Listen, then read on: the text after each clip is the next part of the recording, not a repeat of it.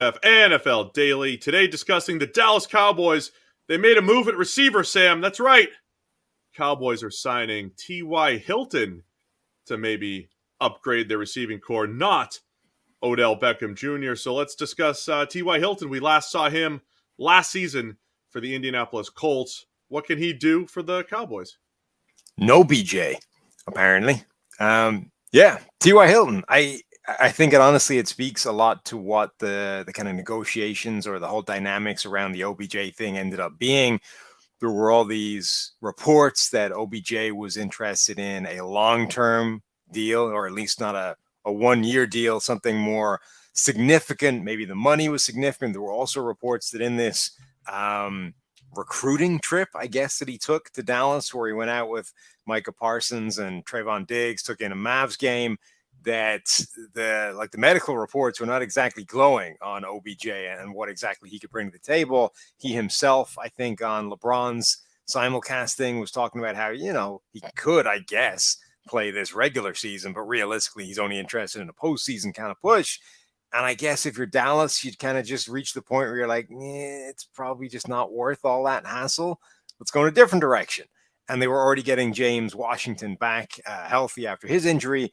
And now you bring in a T.Y. Hilton, who obviously in the past has been an elite, great, speedy receiver that could help. Now, this version of T.Y. Hilton, I think, is probably an entirely different story, at least based off the tape from last year. Yeah, it wasn't as good last year. It was his lowest PFF grade since 2017, second lowest of his entire career, third lowest of his entire career. With the OBJ stuff, I mean, I don't know what the expectations really were, right? He tears his ACL last year during the Super Bowl. Sounds like for a guy coming off an ACL, he had a lot of specifics. He had a lot of demands, between the long-term contract and maybe just the playoffs and everything. I think for Dallas at this point, though, you're not necessarily getting... Like, it's okay if you don't get a number 1 or 2 wide receiver, an OBJ type, isn't it? I was concerned about the Dallas receiving core. I'm less concerned now, though. I think CeeDee Lamb's emergence and just the emergence of the rest of the group, James Washington coming back, as you said, better depth at tight end than we thought that they would have. And then even just the running backs in Dallas, just more Tony Pollard has made the offense look more explosive this year. So I think I'm less concerned about the receivers than I was even just 8 or 10 weeks ago. But now at T.Y. Hilton, again, I don't know what he has left, but he was fast. He might still be fast, but not as fast as he was.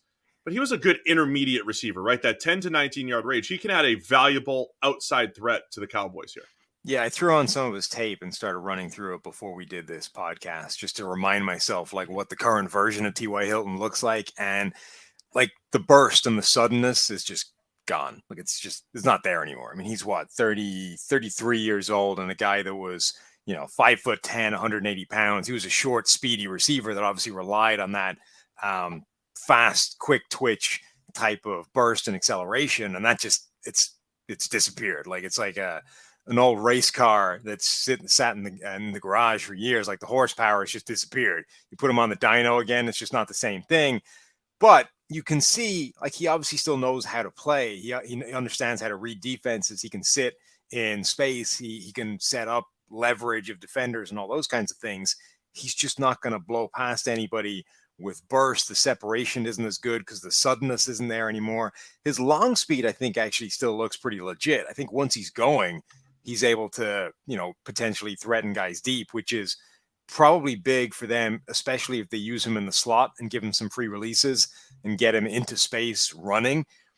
To me, it's not like if OBJ showed last year, he can come into a team and kind of provide a second number 1 receiver option to somebody like the Rams a year ago. And I guess in Dallas's most optimistic view, they were like, well, OBJ can come in and do that. It might take him a few weeks to get up to speed, but then we have CeeDee Lamb, and then we have CeeDee Lamb number 2, and that makes us really difficult to defend.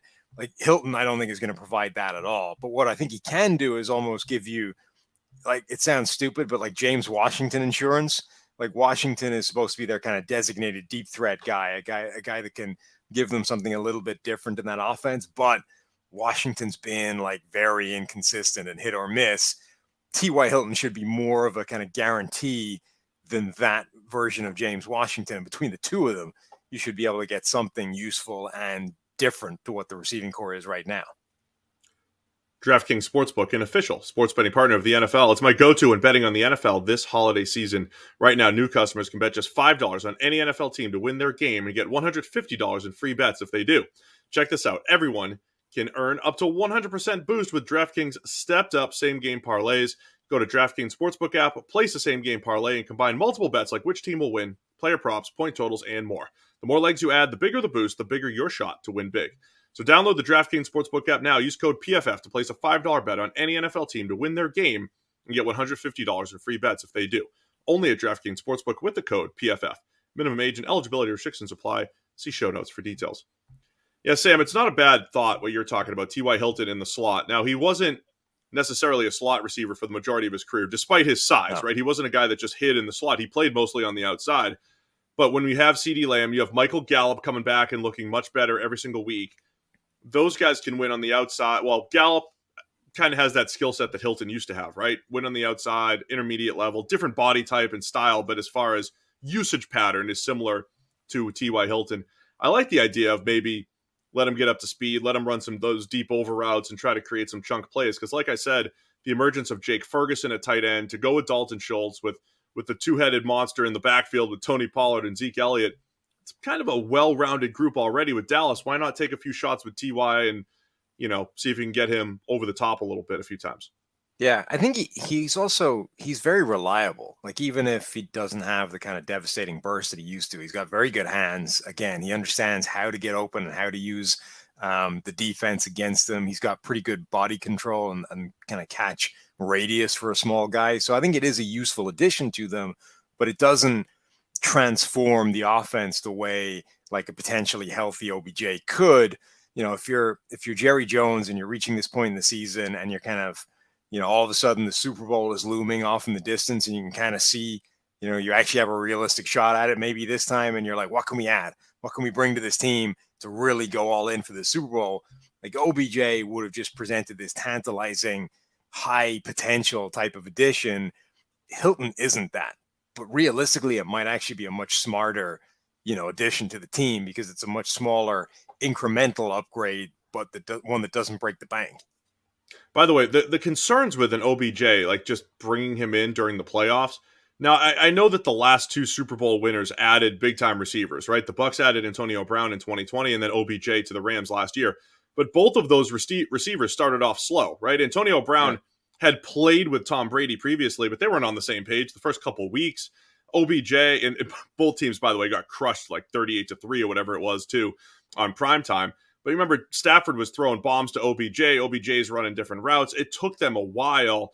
Part of the risk for waiting for Odell Beckham is the familiarity factor. There's value in getting T.Y. Hilton in the building right now, not waiting until the playoffs.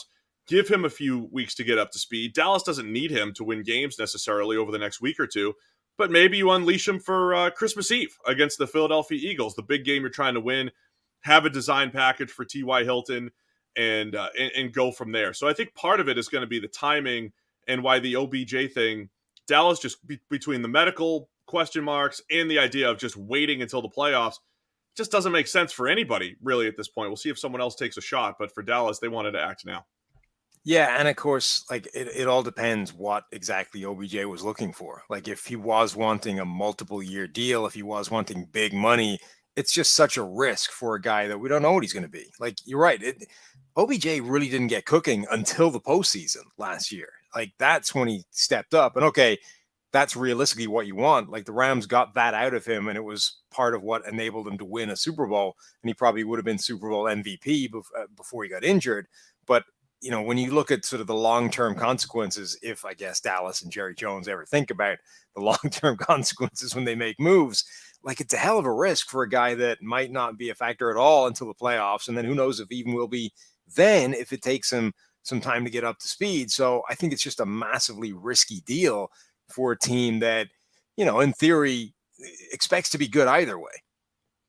All right, so T.Y. Hilton, the one thing I might slightly disagree with you on, I don't know if he's insurance for James Washington. I could see T.Y. Hilton overtaking James Washington, Noah Brown, as the more dependable option. Sure-handed, take a few deep shots, Let him win at the intermediate level. T.Y. Hilton, Michael Gallup, C.D. Lamb, the tight ends. Pretty good looking group for the Dallas Yeah, Cowboys. So I think overall it helps them, but I'm not sure it bridges the gap between them and Philadelphia, which I guess is their ultimate goal. So the Cowboys bring in a receiver. It is not OBJ. It is T.Y. Hilton. Let us know, as you always do, what's this going to do for the Cowboys and their Super Bowl chances. It's the PFF NFL Daily.